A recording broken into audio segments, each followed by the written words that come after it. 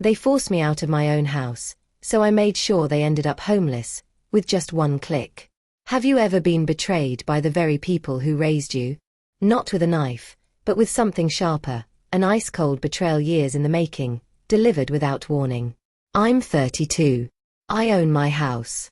I juggle 2 jobs, cover $3,000 in monthly expenses, cook, clean, and until recently, I let my parents live under my roof completely free.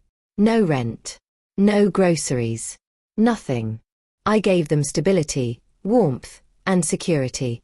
And how did they repay me? By locking me out of the very place I built. One night after a long shift, drained and starving, I came home and my key wouldn't turn. I tried again. Same result. I thought I was imagining things, until my dad cracked the door open and said, "You're too disrespectful. You can't live here anymore." At first, I laughed, thinking it was a cruel joke. But then I saw my duffel bag and suitcase already dumped on the porch. No warning. No conversation. Just discarded like an unwelcome guest. The house I bought. The house I sacrificed for. The house they never contributed a single cent toward. That night I slept in my car, cold and broken, crying until my chest ached. By sunrise, the tears were gone, and something else burned in their place, revenge.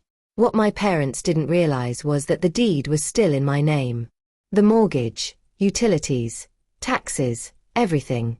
Legally, they were nothing more than squatters. And I knew exactly how to handle squatters. For 2 weeks, I lived out of my car, showered at the gym, gathered paperwork, and hired a real estate lawyer. Then, on a crisp Monday morning, I made one phone call to the sheriff's office. By 2 p.m., officers were at the door.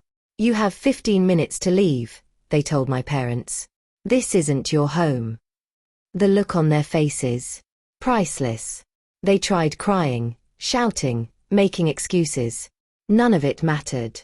Every single item inside, furniture, fridge, even the 75-inch TV I scored on Black Friday, was legally mine. They couldn't touch a thing. But I wasn't finished. 1 week later, I put the house on the market. It sold above asking price to a sweet newlywed couple moving in from Oregon. I pocketed the profit.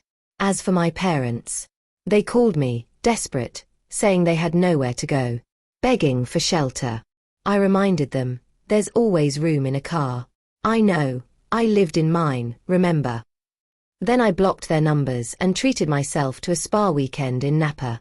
The lesson: never bite the hand that feeds you, especially when that hand owns the deed. And if you think this revenge was brutal, just wait. Karma doesn't always knock politely. Sometimes, she kicks the damn door down.